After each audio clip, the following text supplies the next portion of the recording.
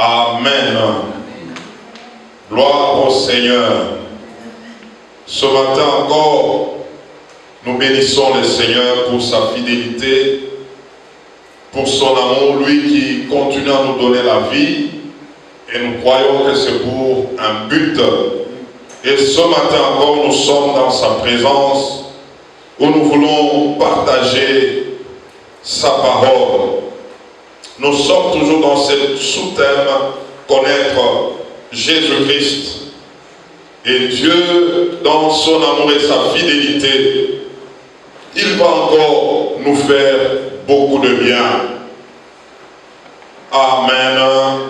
Nous prenons rapidement nos Bibles. Nous sommes toujours dans ce même texte de Jean 17.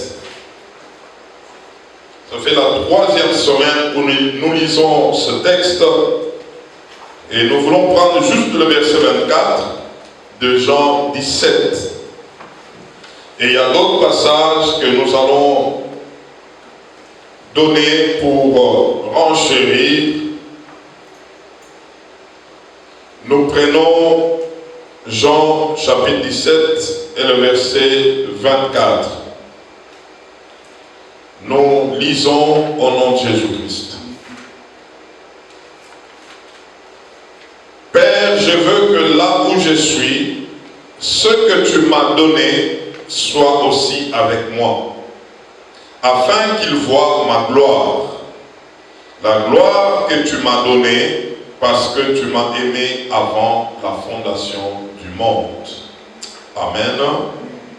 Nous prenons encore Jean chapitre 14, du verset 1er au verset 3. Jean 14, de 1 à 3, nous lisons. Que votre cœur ne se trouble point, croyez en Dieu et croyez en moi. Il y a plusieurs demeures dans la maison de mon Père. Si cela n'était pas, je vous l'aurais dit, je vais vous préparer une place. Et lorsque je m'en serai allé, et que je vous aurai préparé une place, je reviendrai et je vous prendrai avec moi, afin que là où je suis, vous y soyez aussi. Nous prenons le troisième texte, nous sommes dans 1 Timothée, chapitre 1, et le verset 1. 1 Timothée, chapitre 1, et le verset 1. Paul, apôtre de Jésus-Christ, par ordre de Dieu, notre Sauveur, et de Jésus-Christ, notre espérance. J'aimerais dire ce matin que notre espérance, c'est Jésus-Christ. Que Dieu soit loué. Nous prenons encore Romains chapitre 5, verset 5. Romains chapitre 5 et le verset 5. Or, l'espérance ne trompe point, parce que l'amour de Dieu est répandu dans nos cœurs par le Saint-Esprit qui nous a été donné. Amen. Tite chapitre 1, Tite chapitre 1, de 1 à 2. Tite chapitre 1, de 1 à 2. Tite chapitre 1, de 1 à 2. Paul, serviteur de Dieu et apôtre de Jésus-Christ, pour la foi des élus de Dieu et la connaissance de la vérité qui est selon la piété. Écoutez le verset 2. Lequel repose sur l'espérance de la vie éternelle, promise dès le plus ancien temps par les dieux qui ne mentent point. Le Dieu que tu sers ne ment jamais.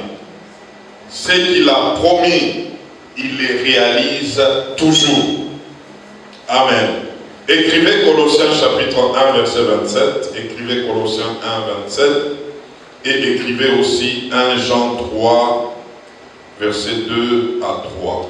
1 Jean 3, verset 2 à 3. Ce matin, nous sommes en train de poursuivre notre enseignement. sur la vie terrestre de Jésus, nous voulons ensemble connaître ce Jésus qui est notre modèle. Et dimanche passé, nous avions dit qu'il nous avait laissé un héritage. Et l'héritage que Jésus nous avait laissé était la parole. Et dans la parole, il y a les paroles. Et nous avions dit encore qu'il nous avait laissé la gloire comme héritage. Et cette gloire, nous l'avons définie dimanche passé comme une divinité en action dans l'homme. Et c'est cette gloire qui nous distingue de ceux de ce monde. Nous sommes en train de voir ce Jésus comme notre modèle par excellence. Si nous pouvons nous inspirer de lui afin de vivre sur cette terre, nous n'aurons pas beaucoup de problèmes. Si nous pouvons le mettre devant nous comme ses modèles de vie, si nous pouvons le mettre devant nous comme le style de vie que nous devons suivre, aborder, cela nous amènera là où il se trouve. Jésus, dans Jean 17, suivez-moi très bien, le verset 24, il fait une prière à Dieu. Il dit à Dieu que je veux que là où je suis, ce que tu m'as donné soit aussi avec moi, afin qu'il voie ma gloire, la gloire que tu m'as donnée. J'aimerais dire que pendant que Jésus était sur la terre, il savait de là où il était venu. Il connaissait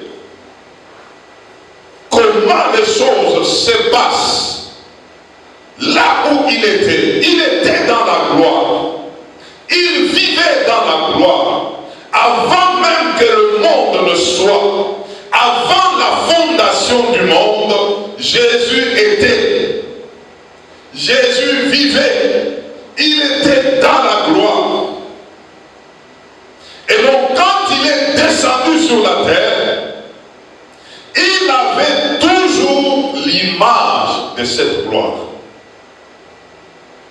Il marchait sur la terre, il vivait avec les hommes de la terre, mais en lui, il savait de là où il était venu, parce qu'il a vécu là, parce qu'il était là.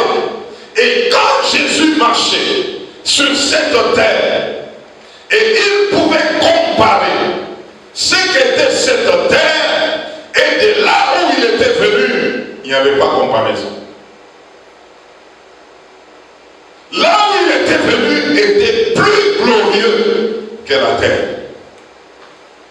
Et c'est comme ça que rien ne pouvait enlever à Jésus l'espérance de là où il venait. Jésus avait l'image du ciel. Il avait l'image de la gloire. Même quand il était sur la terre, Jésus ne pouvait pas être impressionné de quelque chose de terrestre. Parce que ce qu'il était plus glorieux que ce qu'il était sur la terre. Alléluia. Alors, c'est comme ça que pendant qu'il marchait sur la terre, suivez-moi très bien, il marchait sur la terre et il avait la pensée de là où il était. Quand bien même il pouvait passer du temps sur la terre, il savait que là où il venait était plus glorieux que la terre. Alors, il avait une opération difficile, comprenez-moi très bien, c'est d'amener des gens qui, eux, n'ont pas vu la gloire d'en haut, de leur dire, ici, ce n'est pas comme de l'autre côté.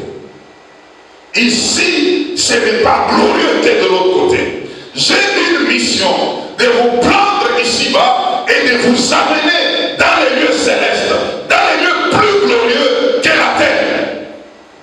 Ce message était difficile aux hommes de le capter. Tu nous parles d'un lieu où nous ne connaissons pas, nous n'avons jamais été, et tu nous dis que ce lieu-là, c'est un lieu glorieux. Dans ces lieux-là, nous allons vivre éternellement. Dans ces lieux-là, il n'y aura que la gloire. Mais les hommes n'étaient pas prêts à accepter ce message. Les hommes voyaient ce qui se passait sur la terre, et pour eux, Jésus venait pour améliorer les choses sur la terre, afin que l'homme vive sur la terre. Mais Jésus savait que ici sur la terre, c'était déjà une terre qui était infectée. Une terre qui était déjà empoisonnée par l'ennemi Satan. Et c'est pourquoi il pouvait dire, je viens pour que je prenne ceux qui sont à moi et que je les amène là où Satan ne peut pas mettre ses pieds. Et quand ils seront là, ils vivront éternellement avec Dieu. Ça, j'appelle la mission difficile de Jésus. L'homme ne connaît pas ce qui se passe au ciel. L'homme n'a pas vécu le ciel. Mais Jésus vient dire, non, ici, là, c'est rien. Mais là où je veux vous amener, c'est plus glorieux. L'homme avec son intelligence d'en bas, avait difficile à accepter ce message. L'homme était limité sur sa vue. C'est ce qu'il voit qui détermine son système de pensée. Mais si tu veux m'amener plus loin que ça, non. Tu vas me bloquer. Ça n'ira pas. Parle-moi de ce qui se passe sur la terre. Aide-moi dans ce que je fais déjà. Mais tu veux m'amener à autre chose que je ne maîtrise pas. Il y a eu blocage. Mais en Jésus, c'était tellement clair. Il venait de là. Il savait ce qui se passe là. Et il voit l'homme sur la terre avec la présence du diable. Il se dit, ici là, c'est pas bon pour toi. C'est pourquoi je dois m'en aller vous préparer des places afin que là où moi je serai, que vous y soyez aussi. Ah, c'est difficile. Difficile. Parler des choses que l'homme ne maîtrise pas. Parler des choses que l'homme n'a pas vues. Comment les accepter? Quelque part, c'est comme si c'est abstrait. C'est pas vrai. Alors c'est pourquoi avec Jean 14, Jésus commence en disant que vos cœurs ne se troublent pas. Croyez en Dieu et croyez en moi.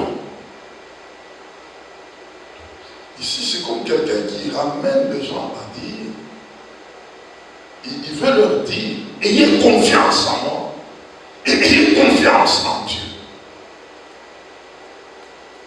Maintenant, Paul nous amène à comprendre que Jésus-Christ ne ment pas.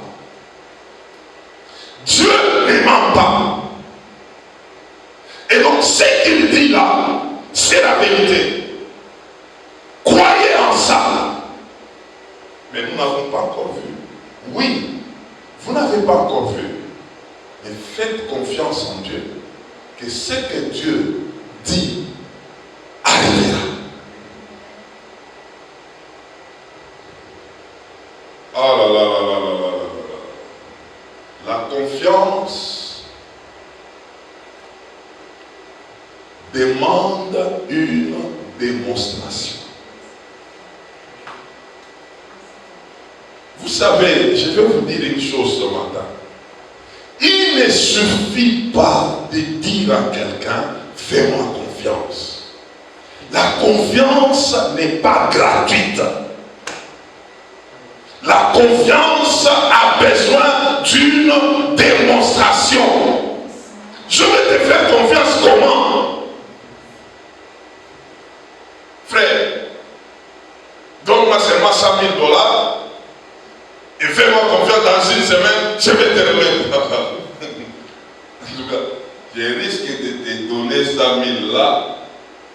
Ce soir, je te donne le matin, le soir déjà téléphone fermé. Ça sera compliqué. La confiance a besoin de la démonstration.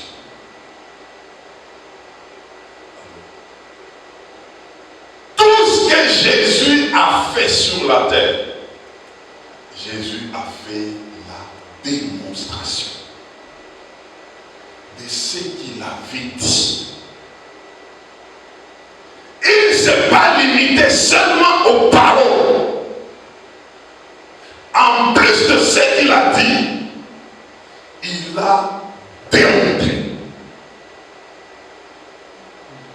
Jésus a commencé son ministère avec des signes, avec des prodiges.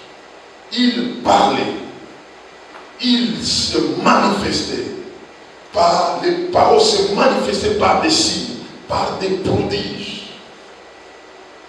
Et quand nous voyons Pierre, Pierre est en train de parler dans son livre en disant que si Jésus était réellement le Fils de Dieu, parce que nous étions avec lui sur la montagne et nous avions entendu des paroles venant d'en haut qui attestaient sur lui qu'il était Fils de Dieu. Non seulement ils ont entendu Jésus, mais ils ont entendu aussi des voix qui venaient d'en haut qui attestaient que Jésus était Fils de Dieu. Mais lui-même devrait passer par une démonstration. Vous savez, Hébreux, chapitre 11, et le verset 1 nous définit la foi. Je m'avais dit ce matin que la foi c'est une démonstration. C'est une démonstration. Il y a la part de la confiance et il y a la part de la démonstration. Je voudrais qu'on lise ce texte ici. Hébreux 1, Hébreux 11 et le verset 1. Or la foi est une ferme assurance de choses qu'on espère. C'est-à-dire des choses qu'on n'a pas encore vues, mais nous espérons, nous avons confiance dans ces choses. Mais ça ne se limite pas là. Ça continue en disant, c'est une démonstration de celle qu'on ne voit pas. Les choses qu'on ne voit pas, nous devons le voir par une démonstration. C'est qu'il faut quelque part des évidences. Et si je vais dire ce matin, tout enfant de Dieu a besoin des évidences spirituelles. Nous allons le comprendre. Et c'est de là que réside la démonstration. Jésus, pendant qu'il vivait, les gens mangeaient le pain. Les gens voyaient des malades traîner. Les gens voyaient des lépreux purifiés. Mais il parlait et les choses se faisaient. Mais lui-même, quand il a commencé à dire qu'il doit monter chez son Père, qu'il doit mourir, il doit ressusciter, puis il doit partir, ce n'était que des paroles qu'il donnait. Il fallait que ces paroles-là s'accomplissent. il a fallu qu'il y ait quoi? Une démonstration. Et tout homme sur la terre a peur de quelque chose. Et la chose là, c'est quoi? La mort. Tous nous vivons sur la terre, mais quand on te dit aujourd'hui que demain tu vas mourir, je ne sais pas comment est-ce que ça va se passer pour toi. Je ne sais pas. Quand tu commences à être attaqué quelque part, dans le corps, le premier réflexe, oh non, je ne vais pas mourir. C'est comme si il y a un esprit de mort qui est en train de tourner tout autour de moi. Il y a même d'autres qui vont s'élever en prière. Cet ennemi-là, Jésus l'avait affronté. L'ennemi qui s'appelle la mort. Alors, écoutez-moi. Jésus, pendant qu'il parlait du royaume, Jésus expliquait des choses concernant le royaume avant d'affronter la mort. Il a parlé de son Père, il a parlé du royaume, il a parlé de lui, il a expliqué beaucoup de choses. Mais en réalité, on l'écoutait avec une oreille. Parce que quand il touche à quelque chose concernant la mort, d'autres pouvaient l'arrêter, comme Pierre lui pouvait lui dire, Seigneur, que cela ne t'arrive pas. Arrière, et Jésus a réagi directement. Pierre, ça ce sont les pensées des hommes, ce ne sont pas les pensées de Dieu. Et tous n'étaient pas prêts à ça. Et même, ils pouvaient dire, Jésus était en train de les amener à un endroit qui était un peu compliqué. C'est pourquoi quand il a affronté la croix, même les disciples, ils ont fui. Pour eux, l'histoire était finie. Jésus arrêté. Jésus, on va l'amener dans la mort et l'histoire va s'arrêter. Alors, l'évangile est bon. Pourquoi? Parce que l'évangile, c'est une démonstration de la puissance. Jésus est mort. Suivez-moi bien, mes frères. On les fait descendre de la croix. On l'amène au tombeau. Et d'ailleurs, il y a un homme, Joseph d'Arimathée. La Bible l'appelait un disciple en secret. Par persécution, lui ne voulait pas se présenter et lui servait Jésus en secret. Mais là, il apprend que Jésus est mort. Il dit non, non, je n'ai pas fait mon travail vraiment. Voilà que mon maître est mort. Je peux même faire un travail en faisant quoi? En achetant les lieux où on va l'enterrer. Et moi j'ai appelé, il avait perdu l'argent pour rien. Parce que ça, ce n'était pas les lieux de Jésus. La Bible dit Joseph d'Arimathée a payé un lieu où on enterrait des riches. Il a payé ces lieux, il a dit qu'on aille mettre les corps du Seigneur. Comme son histoire s'arrête là, c'est fini qu'on les mette là. Au moins, j'ai fait aussi quelque chose. Frère, servez Jésus quand tu es vivant. Ne le servez pas. Quand tu finiras ta vie, ça ne sera pas possible. Sers le Seigneur de maintenant. Simon, Joseph d'Arimathée a payé de son argent. On les dépose au tombeau. Il a fait un jour, 2 jours. Le 3e jour, Jésus est sorti. Quand Jésus est sorti, il est allé vers ses disciples. Mes frères, ils l'ont vu mourir. Ils ont vu que Jésus était réellement mort. Mais ils voient après 3 jours, quelqu'un sort et c'est lui. Non seulement il est allé vers eux, il les a rassemblés, il a commencé encore à les enseigner. Ils ont eu la première partie d'enseignement d'un homme qui n'avait pas encore connu la mort. Il expliquait ces choses à lui, ce qui doit lui arriver. Il a parlé de ces choses. Et puis ils l'ont vu mourir. Ils ont fui. Et puis par après, la même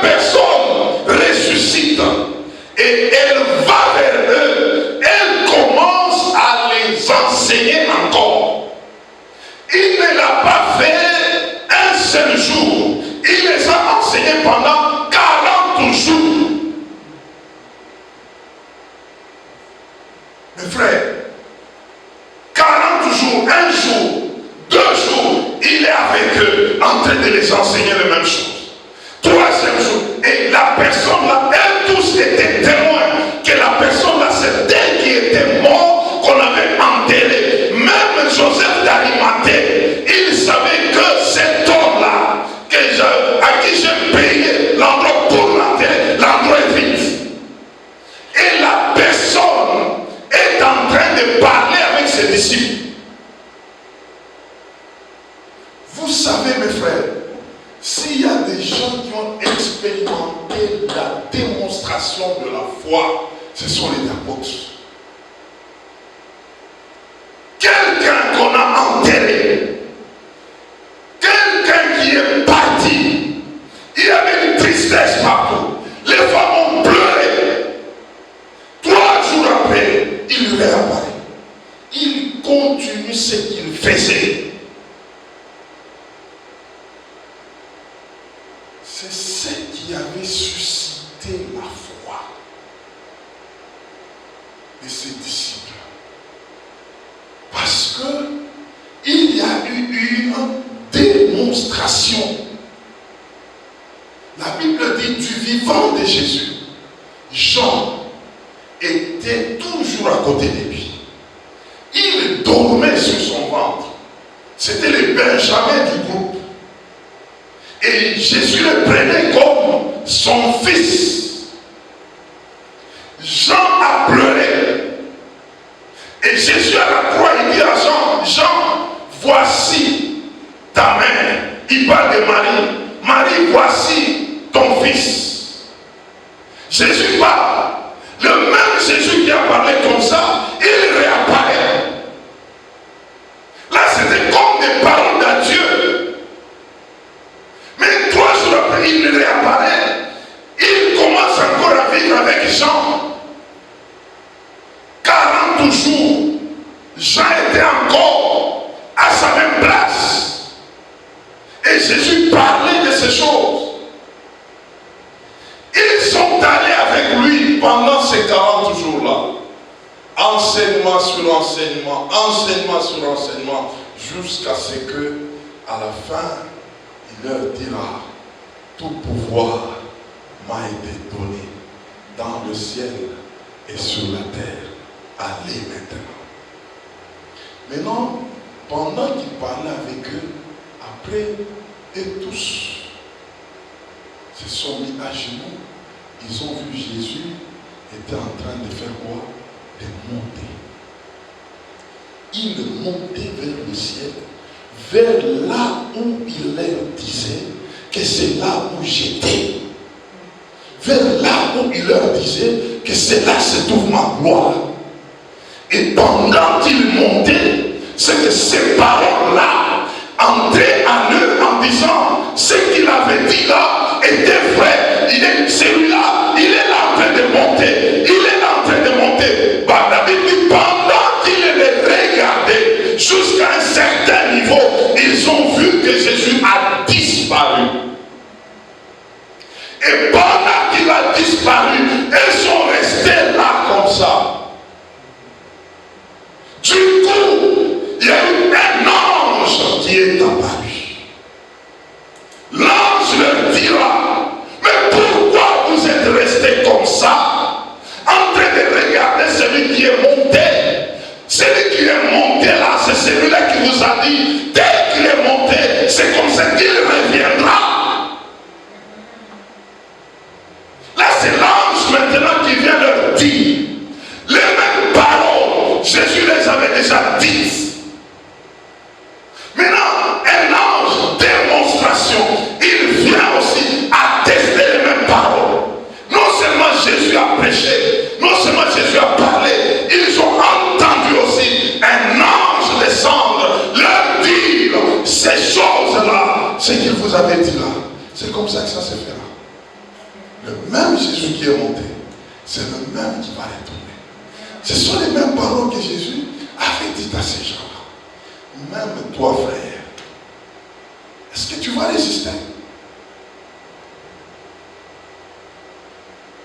C'est ce qui a fait que ces gens-là puissent avoir la foi. Leur foi était basée sur la démonstration. Ils ont vu, ils ont entendu, ils ont touché Jésus, ils ont palpé Jésus, ils ont vu comment est-ce que après sa mort, 40 jours, il dort, il se réveille, il parle avec lui, il mange avec. Après la résurrection de Jésus, Jésus mangeait, frère. Ils ont mangé avec lui. Et puis le même Jésus monte devant eux. Et il reste. L'ange descend pour leur dire les mêmes paroles que Jésus avait dites. Ah, c'est pourquoi après, frère, ils ne sont pas rentrés chez eux. Direction chambre haute. Direction chambre haute. Ils se sont dit, donc tout ce que Jésus nous avait dit, c'est la vérité. Et c'est de là qu'était née leur espérance. L'espérance, c'est quoi? C'est une ferme confiance dans la persévérance en train d'attendre.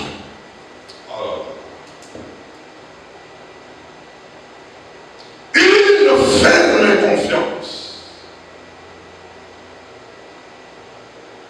dans la persévérance en train d'attendre. Nous avons vu avec vous dimanche que Jésus nous a laissé l'héritage de la gloire. Colossiens chapitre 1, verset 27, la Bible dit, Christ en vous, l'espérance de la gloire. C'est que celui que Christ a laissé à sa place, c'est le Saint-Esprit. Il a laissé pour que le Saint-Esprit continue à attester ces choses dans nos esprits. Que le Saint-Esprit continue à démontrer ces choses. Oh, j'aimerais dire encore ce matin, la foi c'est une démonstration. C'est une démonstration. Tu dois vivre la démonstration des choses.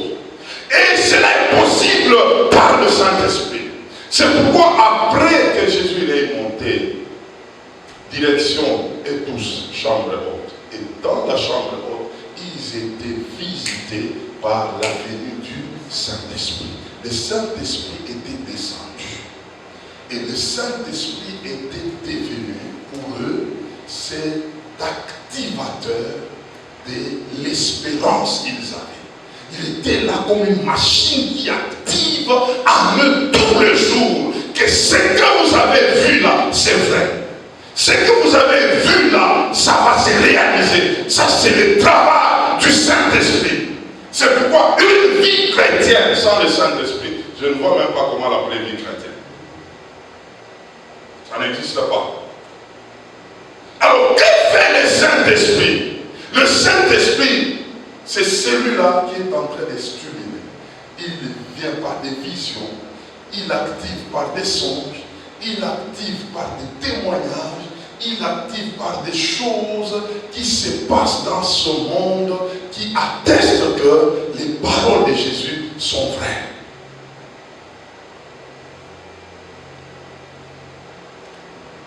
C'est pourquoi, mes frères,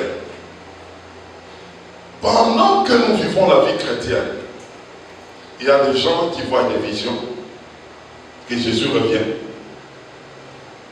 Il y a des gens qui étaient morts, Dieu a ramené à la vie, qui commencent à nous expliquer. Là où ils étaient pendant qu'ils étaient morts, voilà comment ça s'est passé.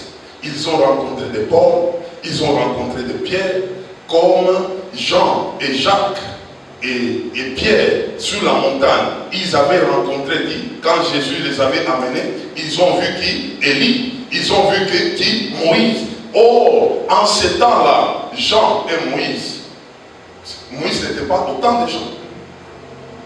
Comment est-ce que ces gens, l'ont reconnu que c'est Moïse, celui-là c'est Élie, tu reconnaîtras ceux qui t'ont précédé dans la gloire, tu vas les reconnaître. Ce sont des choses vraies. Alors c'est ce qui a fait que ceux qui marchent avec Jésus puissent avoir l'espérance. L'espérance du retour du Seigneur pour venir nous prendre. Ah mes frères, moi qui vous parle, j'ai déjà vu l'événement d'enlèvement. Il m'a montré clairement. Il m'a montré des choses. Que ce monde à un certain moment, ça s'est arrêté. Et je vois des gens, ils étaient en débandade. Il y a des gens qui commencent à monter. Ils montaient comme ça. Et moi, j'étais aussi du nombre de ceux-là qui montaient, frère. Ah, c'était merveilleux. Et je voyais mes filles qui sont présentement en Afrique du Sud. Moi, j'ai vu cette vision, j'étais à Kinshasa. Je les voyais aussi en train de monter. Tous commencent à monter dans les airs. Et après cela, c'est comme si on m'arrête. On coupe cette vision, on m'emmène quelque part. Je vois dans cet endroit, il y avait un endroit plein de gens qui travaillaient à la machine, comme les ordinateurs. Ils étaient occupés, en train de travailler. Je dis, mais ça c'est quoi? Il me dit, ça ce sont des anges qui sont en train de travailler les vies de chacun qui a travaillé avec Dieu pour leur récompense. On est en train de préparer tout ce que tout le monde avait fait pour le Seigneur. C'est comme ça qu'on est en train de les préparer parce que chacun aura sa propre récompense. Et ils étaient très occupés, que les temps étaient devenus courts. C'est comme ça que tout était en train d'être préparé. Et on sort de là, me montre le monde, les gens en distraction. Et cet événement est en train de se passer. Moi qui vous parle, j'ai déjà vu les jugements derniers. Et c'est ça qui m'avait amené à croire au Seigneur Jésus. Je l'ai dit souvent. J'explique comment j'ai rencontré le Seigneur. Il m'a montré comment les jugements se feront. Ce sont toutes ces choses qui nous communiquent l'espérance.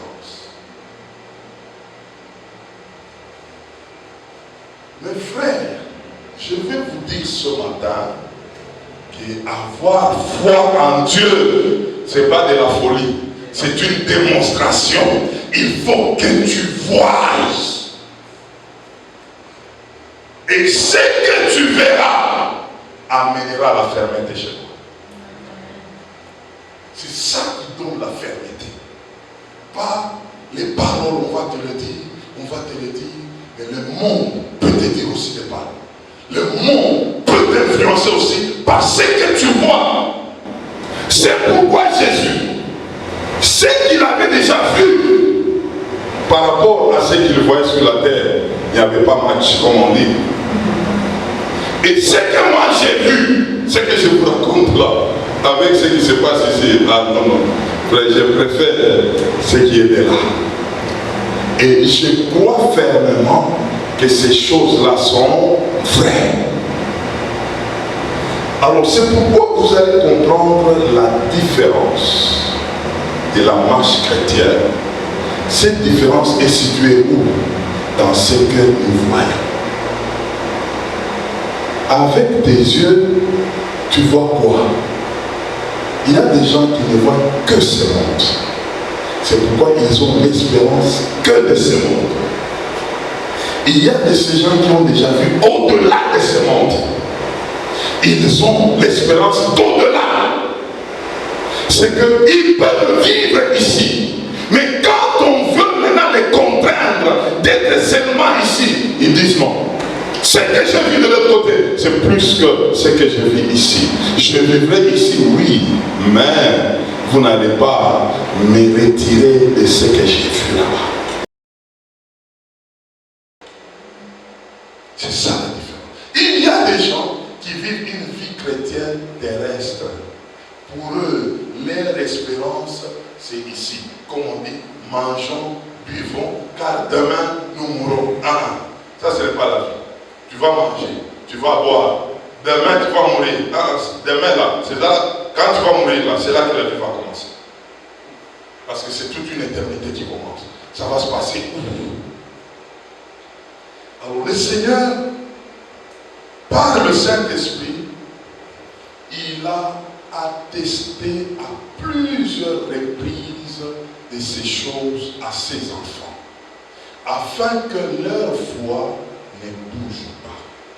Je vous dis, mes frères, le temps où nous sommes, si tu n'as pas encore vu ce qui va se passer de l'autre côté, on peut te retenir ici.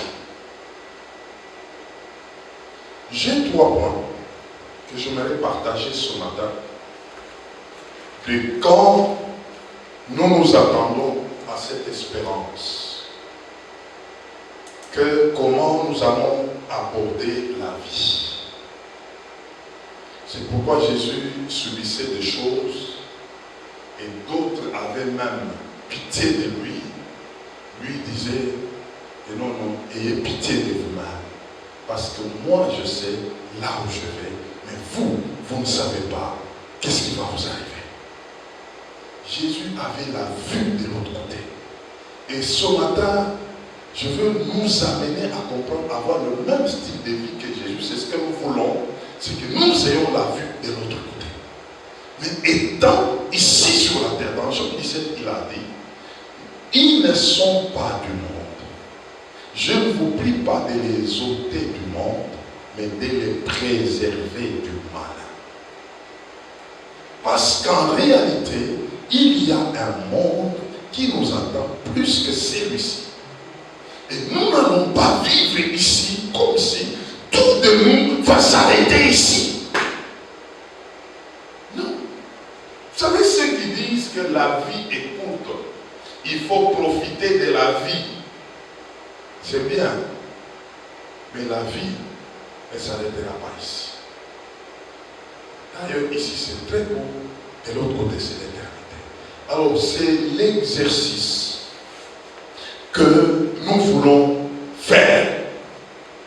Et même notre vision, c'est de préparer l'Église et les nations au retour imminent de Jésus-Christ, en ranimant les acquis de la Pentecôte. C'est par le Saint-Esprit qu'on comprendra qu'on va aller à sa rencontre.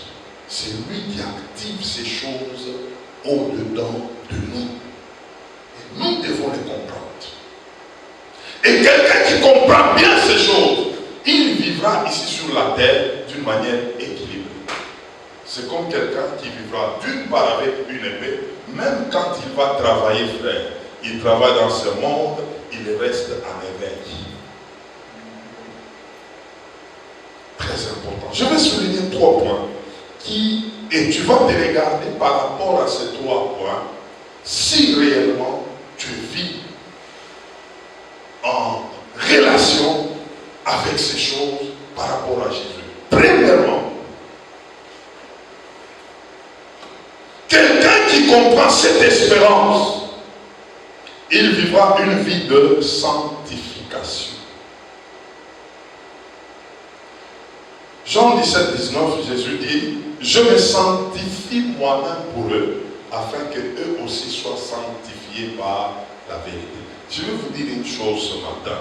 Beaucoup de gens comprennent mal ce que c'est la sanctification. La sanctification, c'est quoi? Quelqu'un à qui on demande de se sanctifier, on a demandé seulement cette personne de se mettre à part pour Jésus. La sanctification n'est pas la même que la purification. Lorsque nous étions encore pécheurs, il ne fallait pas pour nous d'abord la sanctification, il fallait d'abord la purification. c'est qu'il fallait que quelqu'un nous sauve de nos péchés. Quelqu'un puisse se faire lui-même pécher selon 2 Corinthiens chapitre 5, verset 21. Lui qui n'a pas connu les péchés, il s'est fait pécher pour nous afin que nous soyons justice pour Dieu. Il s'est fait pécher. Il a pris notre place. Il nous a lavé par son sang. Il nous a purifié des anciens péchés. Et Dieu nous regarde comme des justes. Cette justice, c'est par Jésus-Christ. Ça, c'est la purification. Et il nous déclare juste. Maintenant, toi qui es déclaré juste, tu as besoin maintenant de la sanctification. C'est-à-dire maintenant, vis pour lui. Il s'est sanctifié pour toi. Il s'est mis à part pour toi. Il n'a pas fait cas de sa vie. Parce que tu as compris que c'est par là que tu es sauvé, toi aussi, vis pour qui? Pour lui. C'est comme la loi de la réciprocité. Quelqu'un a donné de sa vie pour toi. Maintenant, quand tu as compris, toi aussi tu fais de même. Et tu commences aussi à vivre pour lui. Et quelqu'un qui comprend la démonstration de la foi, il se dira que c'est vrai. Cet homme qui nous a promis toutes ces choses, il le fera. Comme il le fera, je dois vivre maintenant pour lui. Je dois me mettre à part pour lui, afin que quand il va revenir, que je ne puisse pas rater. Frère, Jésus revient, et c'est très bien. Tout ce que tu peux faire, n'oublie pas ça. Travaille à ça. Sanctifie-toi, c'est-à-dire, mets-toi à part pour lui. Vis pour lui. Tu peux faire autant de choses, mais sache qu'il revient bientôt. Et ces choses sont vraies pour ceux-là qui ont vécu des démonstrations. Ils ont vu des visions. Ils ont expérimenté eux-mêmes. Ils ont entendu des choses parler. Ils ont lu la Bible. Comment est-ce que la Bible les démontre? Les Pierre, les Jean, les Jacques, les Paul les démontrent. Et c'est ça qui fait à nous que nous puissions accepter ces choses sans tergiverser. Et ce sont maintenant des convictions fermes qui font que quelqu'un peut dire: je suis dans ce monde. Je sais que ce monde va s'arrêter un jour. Je m'accroche à lui. Se mettre à part. Deuxièmement, c'est ce qui pousse aux gens d'être armés. Et l'esprit de supporter les souffrances. Supporter les souffrances pour la cause du Christ. Mes frères, le monde n'a pas aimé Jésus, le monde n'aimera jamais les disciples de Jésus. Le monde avait persécuté Jésus, le monde persécutera les disciples de Jésus. Le monde avait trahi Jésus, le monde va trahir les disciples de Jésus.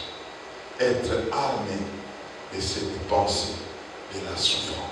Si ces choses sont arrivées à Jésus, toi tu ne seras pas épargné.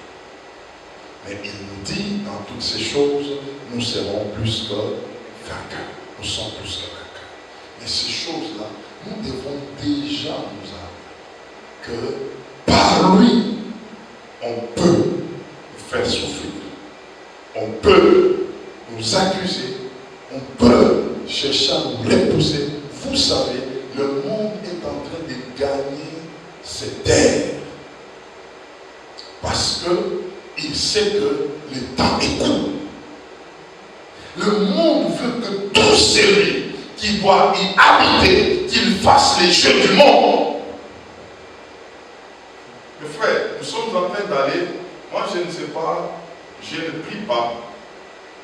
Vous savez, les gens du monde, ou même d'autres hommes de Dieu, parlent de ce que Dieu améliore ce monde. Je vais vous dire vrai, Dieu ne peut pas améliorer ce monde. Dieu va préserver ses enfants qui sont dans ce monde. Parce que ce monde est en train d'aller vers sa destruction. Dieu ne va pas l'améliorer. C'est pourquoi Jésus est venu pour nous sortir de ce monde qui est déjà pourri. Alors, il y a des gens, je ne sais pas, par nostalgie, je ne sais pas, parce qu'ils aiment tellement. Il dit non, en tout cas, Dieu va travailler. Je me manque souvent, même des prières des nations. Sachez que nous prions, ce n'est pas pour des nations terres, nous prions pour le peuple qui habite ces nations-là. Parce que c'est ce peuple-là que Dieu va épargner. Lorsque ce peuple se tournera vers Dieu. Ce n'est pas le problème d'améliorer la terre, d'améliorer les styles de vie des gens qui n'ont pas Dieu. Ça ne marchera pas. Nous irons d'instabilité en instabilité par rapport au monde. Première vague, et puis on va vous dire deuxième vague, et puis on va vous dire troisième vague, et puis on va vous dire vaccination numéro 1, et puis vaccination 2, et puis 3, et puis, le monde ne va pas s'arrêter. Sachez une chose, que tel que nous sommes là, nous sommes déjà entrés dans une zone de turbulence. Les enfants de Dieu, Dieu va les garder. Le monde est en train de faire beaucoup de choses aujourd'hui que nous ne connaissons pas. Nous, étant enfants de Dieu, nous avons confiance en lui, dans ce qu'il avait dit. Nous nous accrochons à ça. Nous disons que ça va arriver. À la place de dire Dieu améliore ce monde, dites Seigneur, nous nous accrochons à toi. Que ta promesse arrive. Parce que tu nous as promis que tu vas revenir, tu vas nous prendre, tu vas nous amener là où nous serons, c'est là que tu seras. Mes frères, retenez ce que je vous dis aujourd'hui. Le monde est en train d'aller d'instabilité en instabilité. Les enfants de Dieu ne doivent pas rester dans la distraction. Les enfants de Dieu doivent s'approcher, vivre pour le Seigneur et être armés. Et tout ce qui peut arriver comme tribulation, comme persécution, parce qu'arrivera le moment où on demandera beaucoup aux enfants de Dieu. Et Dieu nous a promis une chose. Quand toutes ces choses-là vont commencer à venir d'une manière physique, il y aura une évacuation. Et cette évacuation, c'est ce que moi j'appelle l'enlèvement. L'enlèvement, c'est une évacuation des enfants où un lieu est en train de brûler, mais il y a un kamikaze qui arrive, il a une mission de prendre tous ceux qui sont à Dieu et il ne restera aucun. Et tous monteront. Et c'est là que sur cette terre, la catastrophe va descendre. Les enfants de Dieu seront préservés de ces choses-là. Troisièmement, quelqu'un qui comprend bien ces choses, il va vivre avec un esprit d'attente. Il est en train d'attendre. Oui, je vis, mais j'attends. Et j'ai appelé ça une attente active. Vous savez, l'attente active, c'est une attente où nous ne sommes pas oisifs, mais nous sommes en train de travailler. Nous sommes en train de travailler pour l'avancement du royaume. Nous sommes en train de travailler pour les comptes du royaume. En même temps, nous sommes en train de dire, Seigneur, nous t'attendons. En même temps, nous sommes en train de dire, Seigneur, si tu viens aujourd'hui, tu vas nous trouver dans le travail. En même temps, nous sommes en train de dire, Seigneur, avant que tu ne viennes, que je puisse gagner des âmes. Ça, c'est l'attente active. Nous sommes en train d'attendre, mais en train de travailler pour le compte du Seigneur. Nous sommes en train d'attendre, mais en train de mobiliser le monde. Qu'il y a quelque chose qui est sur le point d'arriver. Nous sommes en train d'attendre, nous allons dans les champs de la moisson. Nous allons évangéliser. Nous sommes en train d'attendre, nous sommes en train de réveiller la conscience des gens. Afin qu'ils comprennent que d'ici peu, il y a une trompette qui va sonner. Nous sommes en train d'attendre, nous sommes en train de réveiller les gens. Nous sommes en train d'attendre, nous-mêmes nous vivons dans l'éveil. Mais bien aimé, ne dormons pas. Le monde va mal. Vivons chaque jour comme si il revient aujourd'hui. Travaillons chaque jour comme si il reste encore du temps. Mais ne travaille pas en disant, je dors, il a dit, ça fait longtemps, ça ne viendra pas. Tu seras surpris. Vivons comme c'est ce soir qu'il va revenir. Travaillons comme il y a du temps pour que nous puissions préparer une armée. Et si nous mettons toutes ces choses ensemble, nous serons un peuple équilibré. Je peux vivre, mais je suis en train de travailler en attente pour lui.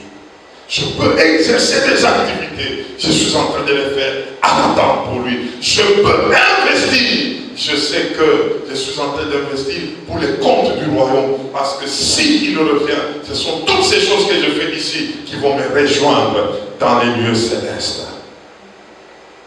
Oh, quand je comprends, je vois ce monde, le monde est en train de beaucoup investir pour des choses qui vont s'arrêter d'ici peu. N'ayons pas la vision du monde. Ayons la vision de Dieu. Il dit, je m'en vais vous préparer des plats. S'il n'y en avait pas, j'allais vous le dire. Chez mon Père, il y a plusieurs demeures. Je reviendrai et je vais vous prendre.